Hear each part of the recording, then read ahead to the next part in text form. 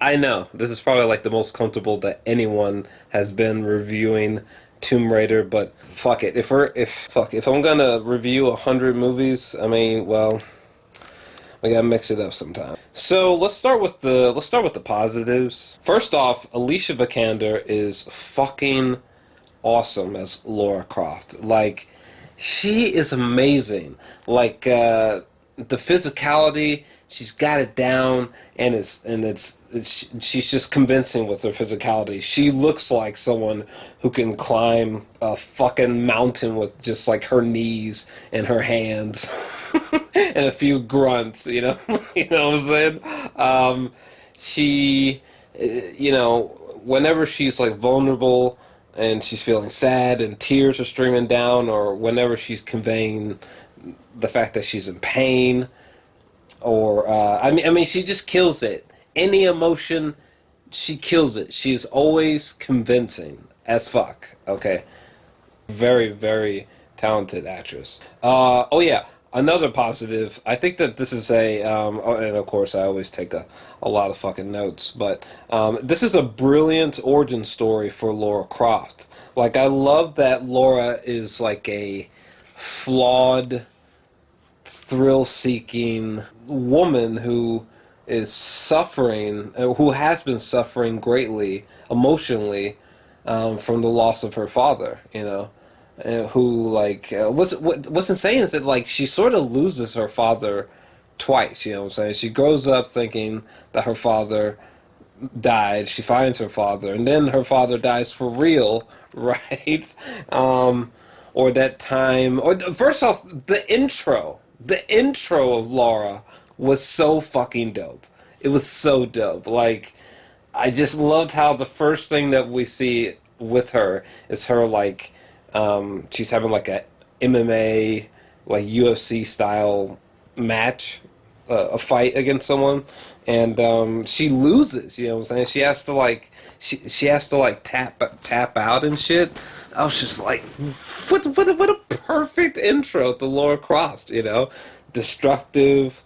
Her life seems kind of aimless or like meandering, as if she's sort of not sure what direction to go. You know what? Like, at the beginning of this film, Laura Croft's her life reminds me of Peter Parker's life at the beginning of Spider-Man 2 from Sam Raimi. I'm so fucking serious. Their lives were so similar. Laura, she owed that money to that guy at the gym when she was when she was riding the bike, and they were playing that Fox game or whatever, and she loses. You know, it's just.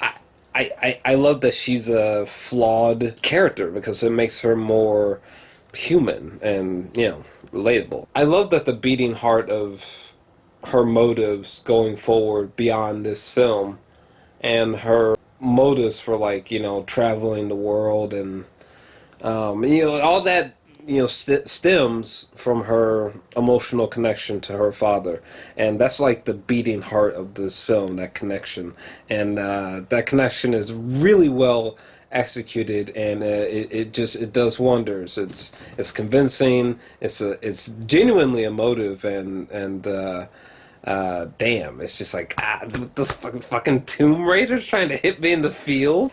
Yeah, yeah, everything. What's so weird is that, you know, Tomb Raider is about the adventure, right? But everything, like right before she discovers the island, you know, and then the adventure ensues. Like, everything before that was fantastic. I thought that the world building and the character study of Lara prior to all this shit, you know, prior to getting to the island, I thought all that was genuinely like fascinating, and like I wanted to know more. Like, damn, like they actually made Lara an interesting person. Like, damn, that's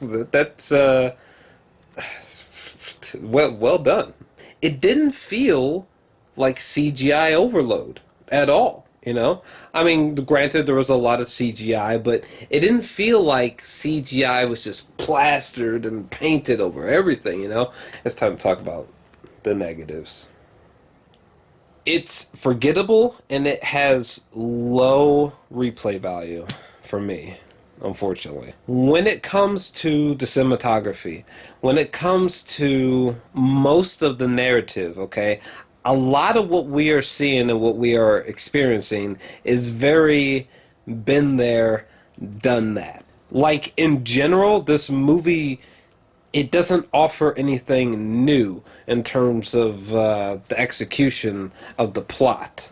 There is no action sequence, there is no moment of CGI, there is no moment from the adventure that is profoundly unique or substantially new, or there's nothing mind-blowing there, there's nothing mind-bending there, there's nothing trippy there, there's nothing really original there, there's nothing bold there.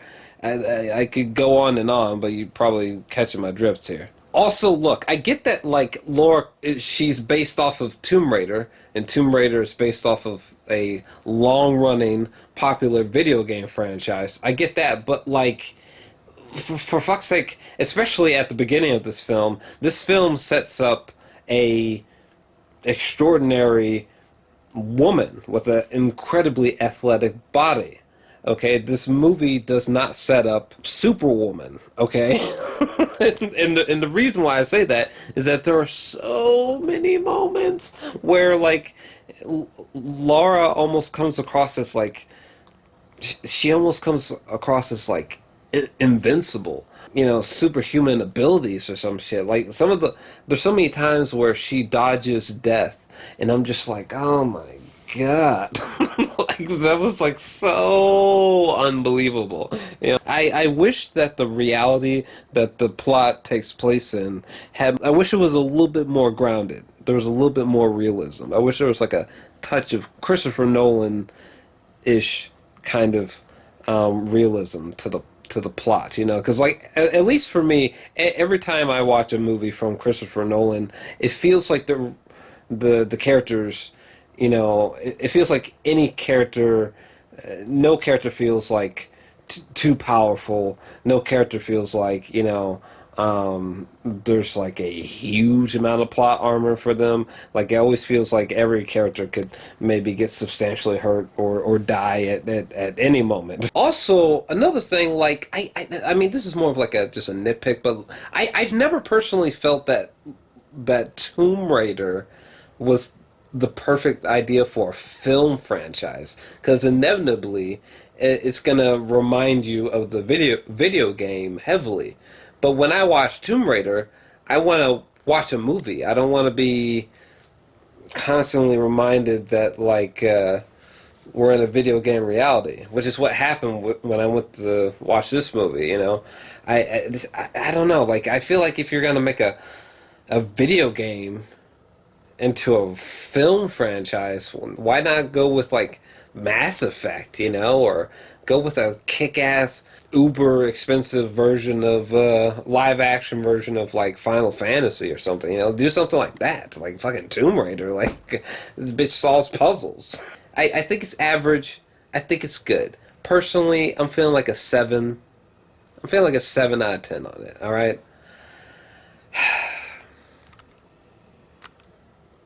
Alright, I gotta get some sleep. I'm out.